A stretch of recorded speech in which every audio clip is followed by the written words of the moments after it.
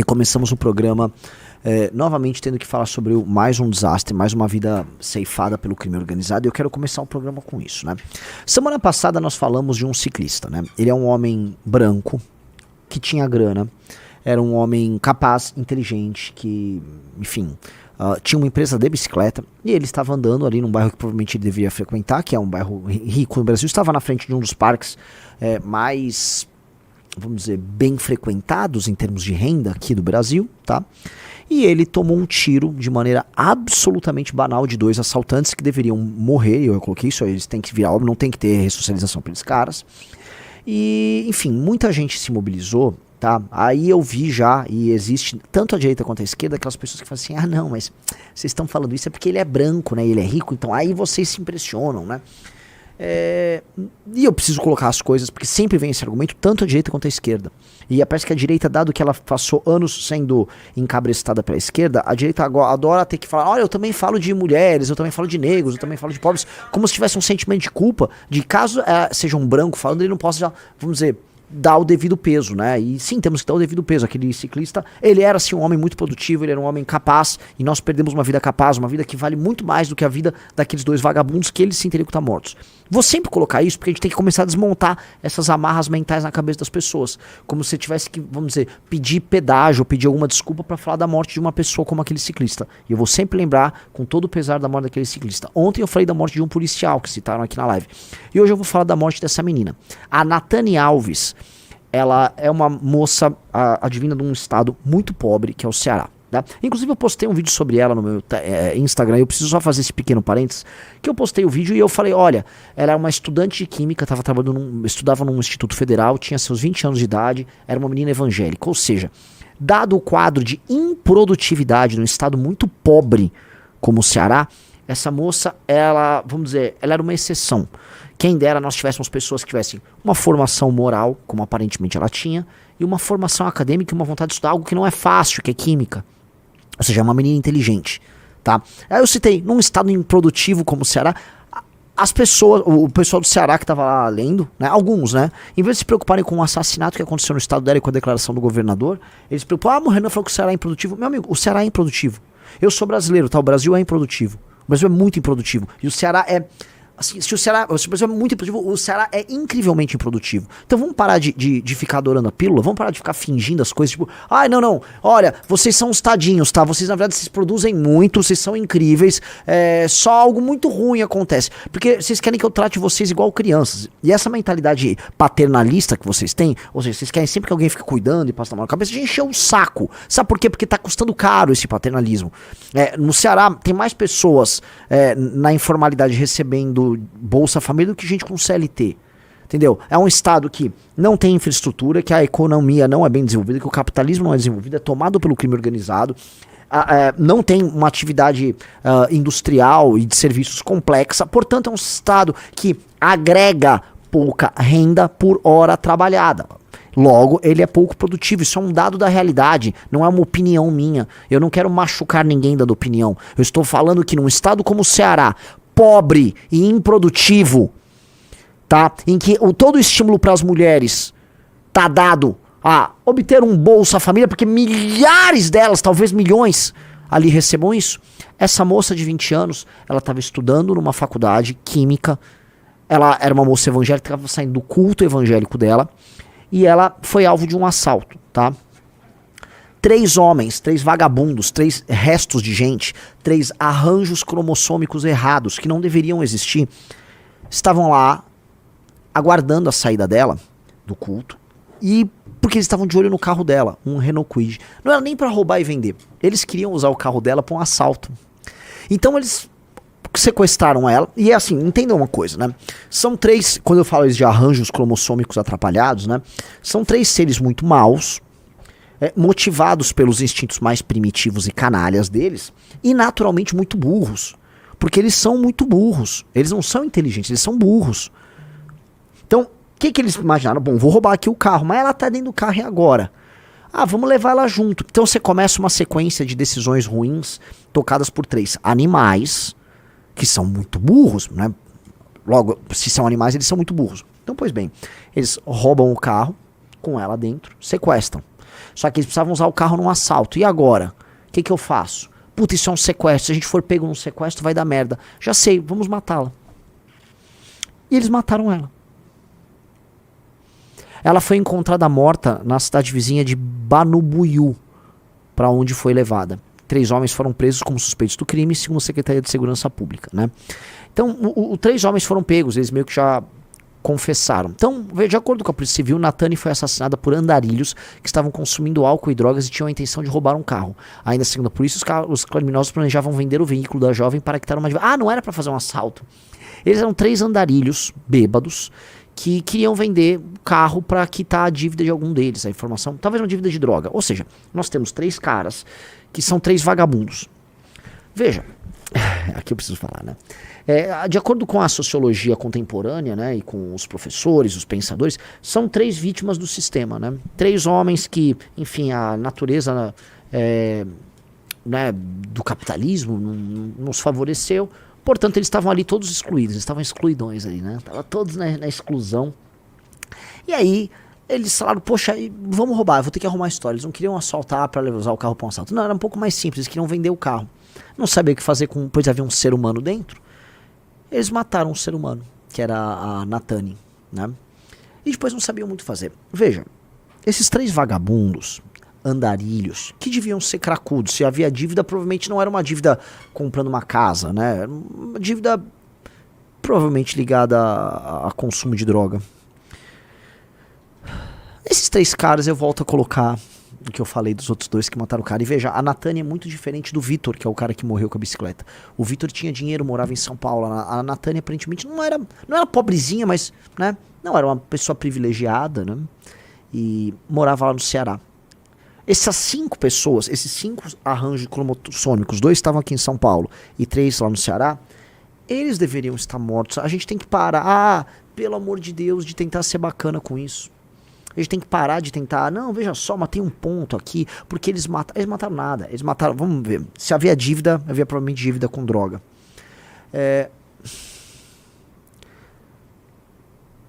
A gente tem que entender, assim, que não há... como é que eu posso colocar aqui? Eu tenho que ser, né, tem que ser cuidadoso para não ser cancelado. Há um fracasso do Estado brasileiro, tá? Eu quero começar a live tratando disso. Naturalmente o Estado brasileiro fracassou. Mas não é que é só culpa do Estado brasileiro, né? E das figuras que ocupam as posições de destaque, as elites do Estado brasileiro. Você não pode retirar a própria população da equação. Porque a população não é uma matéria-prima inerte, né? Pairando. O riso muda aí o título porque tá muito flop a live. Ela não é uma matéria-prima inerte. Supostamente aquelas pessoas... né, aqueles 3 andarilhos, assim como os 2 estudantes da moto, têm família, eles tiveram algum tipo de formação, com certeza todos passaram em algum momento da vida deles pelo sistema educacional público brasileiro, eles têm vizinhos, eles têm amigos, então eles estão inseridos num determinado caldo cultural, tá? Eles são filhos, eles têm um CPF, eles têm pai, eles têm mãe, esse pai e a mãe passaram seus valores, passaram seu material genético aí pra frente e tal. Então, aquelas pessoas são fruto de algo que a gente chama Brasil. Esse algo que a gente chama Brasil deu errado. E a gente fica insistindo em fingir que não deu errado e que na verdade... Não, esse algo deu errado. E o principal ponto pra gente falar isso aqui deu errado é que maior parte da população brasileira, e olha o que eu vou colocar aqui, ela está fazendo absolutamente tudo errado com a liberdade que ela dispõe. Você fala, como assim? Olha...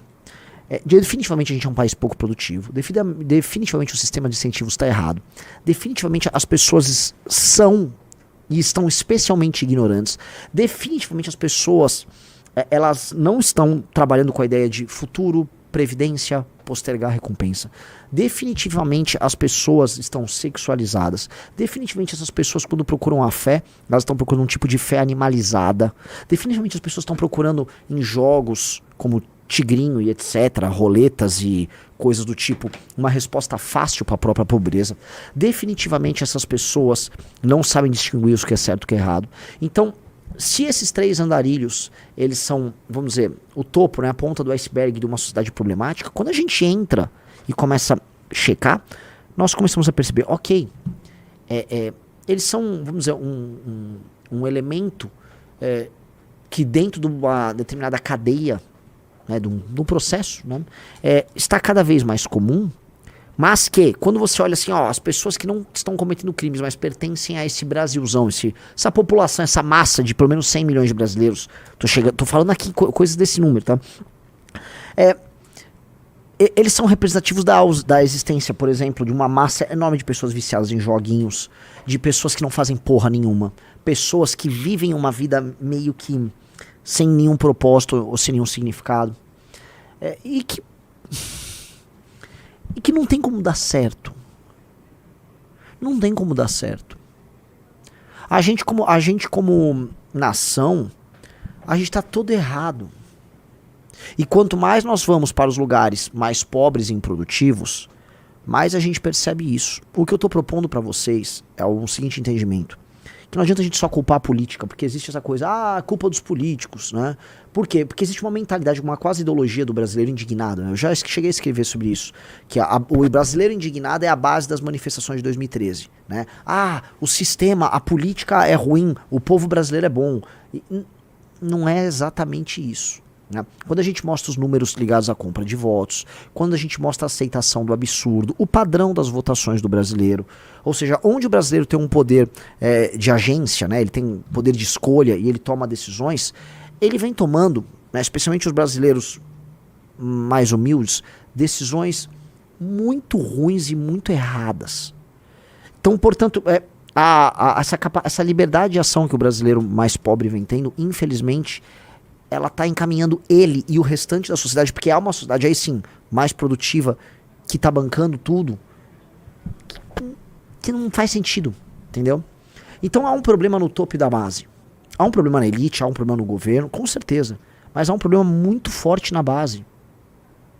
Há um problema colossal na base. E a gente não pode, em nome de tentar, vamos dizer, ficar confortável com um determinado discurso, fingir que não há esse problema na base. Fingir que a cultura reinante nas camadas mais populares do Brasil não é uma cultura ruim. E não é uma cultura, vamos colocar aqui, inferior. Vamos parar com aquele tipo de idealização que as pessoas fazem. O povo, não, porque o povo ele tem uma fé católica, ele é tradicional. Não, cara. E isso podia ser 50 anos atrás. Tá? O povo, ele está... Todo mundo tem um celular na mão. O povo, ele tá aberto a todos os vícios e toda a maluquice advinda de uma cultura de massas doentia que nós temos aqui no Brasil. O povo procura atalhos. O povo não tem bons exemplos. O povo é alvo, aí vamos lá, do abuso do político, do influenciador, do agente que dispõe de meios de ação sobre ele. Um exemplo, um pastor evangélico inescrupuloso. E ele se defende, ele joga esse jogo à maneira dele, né? A compra de voto eu acho que é o exemplo mais claro, né? É um político falando, eu vou roubar, eu vou aprontar, vou fazer o que quiser, mas eu te dou uma grana agora adiantado. Pega uma graninha aí, não enche meu saco, tá? Pego a grana, voto, e o jogo segue. Aí depois ainda cobra, eu quero um botijão de gás, olha, tô precisando de uma telha na minha casa. É esse o jogo que tá estipulado, esse é o grande jogo brasileiro. E isso tem, vamos dizer, nuances diferentes conforme você vai mudando, mas estado e região, mas no geral é isso. Eu ando pensando muito nisso, porque quando a gente trouxe aquela provocação do Bobson, a gente queria tratar nesses termos. A gente precisa falar do problema dessa massa de brasileiros que a irresponsabilidade das elites fingiu que não estava aí, e que é quase uma explosão, né? São pessoas que estão andando por aí, têm filhos e tal, e que elas não estão prontas para viver, se não em sociedade, viver de maneira produtiva. Então, a violência, ela é um sintoma disso, mas ela é só um dos sintomas. Ela, obviamente, é o sintoma mais bizarro, o sintoma mais predatório, porque são pessoas fazendo mal, e o mal através da violência, né? Mas isso é ruim em muitos termos, né? Eu citei a compra de voto, eu cito a falta de urbanidade, eu cito a sujeira nas cidades, a falta de respeito, eu cito a sexualização, eu cito a barulheira, a falta de convívio decente entre as pessoas, eu cito a compra de voto, a relação com os políticos, a relação com o poder estabelecido, a busca por uma teta, uma mamata, um dinheirinho aqui a colar, a busca da fé fácil. Isso tudo tem que ser quebrado. E não haverá solução se não quebrar essa espécie de uma cultura brasileira contemporânea criada com base nessa cultura insana de massa que não deu certo, cara. Não deu certo. Aí você vai falar, o que você acha que precisa ser feito aqui, Renan? Primeira coisa, eu acho que a gente precisa ter um choque de autoridade. Um choque de autoridade e precisa de um projeto nacional. Acho que definitivamente nós precisamos de um projeto nacional. Nós precisamos de um projeto de nação. Nós precisamos de dogmas, de paradigmas, de muita lei, muita ordem, muita autoridade. E muitas vezes a autoridade vai se confundir com um certo autoritarismo. Mas a base da pirâmide precisa de condução. Ela precisa de condução. Esses 3 andarilhos de Quixeramobim, primeiro, eles não tinham que ser andarilhos. Segundo, eles não tinham que estar endividados, provavelmente com droga. E terceiro, eles não podiam cometer o crime que eles cometeram. A existência dos andarilhos de Quixeramobim, assim como os 2 bandidos faccionados de Malta em São Paulo, elas não significam só um problema de segurança pública, porque se a gente olhar só sob o prisma da segurança pública, a gente não vai conseguir explicar nada. Eles são um problema de nação. É um problema de nação. A gente pode resumir vários problemas do Brasil em eixos. Quando a gente fala sobre desenvolver economicamente o Nordeste, a gente fala um eixo. Porque é um eixo assim, você está resolvendo de longe a região mais problemática do Brasil, em todos os termos. É a região mais desigual, é a região com uma concentração de pobreza muito grande. Ela tem uma concentração populacional maior do que, por exemplo, a região norte, que também é bastante pobre. Então os problemas estão mais presentes ali. E lá elege a classe política mais grosseira, tosca e corrupta do Brasil. Então, desenvolver e gerar classe média lá é um eixo que resolve muita coisa. O outro, que eu acho que é um eixo, é o eixo mais importante do Brasil, é a desfavelização. E eu trato de desfavelização como um eixo, porque é muito mais do que ter moradia e eliminar a favela. Eu tô falando em eliminar a cultura da favela, eu tô falando em eliminar o controle do tráfico de drogas, eu tô falando em educar aquelas pessoas e retirar elas desse ciclo que eu descrevi de uma cultura inferior, de uma sexualização, de uma humilhação, de uma relação com o outro, dada em termos pouco civilizados. Desfavelizar é desconstruir um tipo de Brasil. Vocês entendem o ponto? É muito pouco sobre construir prédios. É muito pouco sobre construir moradias, ainda que seja também sobre construir moradias. Desfavelizar é eliminar um tipo de cultura, que eu posso chamar de cultura Regina Casé. É eliminar um tipo de cultura Regina Casé, um tipo de cultura filme brasileiro passado em favela, levemente glamorizado. É tirar da cabeça aquelas propagandas da Nike com as crianças jogando bola. Os moleques jogando lá, né? Um campinho de terra num lugar dominado pelo tráfico, com os caras com metralhadora. Eu tô falando que é acabar com a cultura do baile. Eu acho que é acabar com tudo isso, porque eu acho que isso tudo tem que ser acabado. E não tem futuro se não acaba com isso. Não dá para conciliar civilização com isso. Essa ideia maluca que um bando de intelectual filho da puta teve de que você vai conseguir ter civilização e isso não existe, não há. Eles estão imaginando o quê? Que essas favelas vão ficar idílicas, que esses lugares, os traficantes vão se tornar uma espécie de príncipes, né? Tipo, a Rocinha será uma Liechtenstein, né? O cara do Comando Vermelho, ele vai ter uma espécie de principado dele, porque o Oroa acha que o Complexo da Penha é o principado dele. Já parou pra pensar que ele tem uma certa autonomia ali, né, junto com o Comando Vermelho? E tem, porque tem, né? E aí eles vão ser uma espécie de príncipe e você vai ter um convívio legal, uma coisa quase meio Alemanha pré-unificação, né? Vários reinos ali. O que esses caras achavam? Se você tem lixo na rua, se você tem pobreza, se tem falta de educação, se você tem sexualização, se você tem controle pelo tráfico, você tem uma chaga. O problema é que a chaga, chamada Brasil, tá muito grande. E ninguém sequer faz o diagnóstico certo. Ninguém quer fazer o diagnóstico certo. Ninguém quer diagnosticar o que tá acontecendo. Definitivamente ninguém quer. Todo mundo quer fingir. Não, olha só. Não, cara, tem um problema. O Bukele, se for pegar lá o El Salvador não é um favelão como o Brasil. El Salvador é muito pobre como o Brasil é muito pobre. Mas não é um favelão como o Brasil, é diferente, né? O Brasil, assim, as periferias não são favelões. Igual falar, a Argentina é pobre. Pô, a Argentina não é um favelão como o Brasil é um favelão. El Salvador foi necessário um choque de ordem muito grande para haver uma entrega de dignidade. Porque aí entra o ponto, essas pessoas que moram nesses locais, se você ficar culturalmente estimulando elas, que já são pessoas que estão inseridas num contexto cultural bastante desfavorecido, e se você estimula essas pessoas a soltar seus instintos, porque o sistema cultural vigente fala isso, né? Não, fruição dos prazeres, vamos curtir, vamos dançar. Não, olha essa dança, olha essa rebolada. Ó, a Anitta mostrou o cu, ela tava na favela mostrando o cu. Você imagina que essas pessoas vão fazer o quê? Todo o sistema de incentivos está dado para que elas, vamos dizer, soltem aí seus instintos e tal. Você tem que reprimir.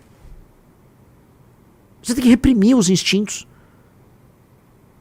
Então, entenda uma coisa, nós vamos precisar de repressão dos instintos, sim.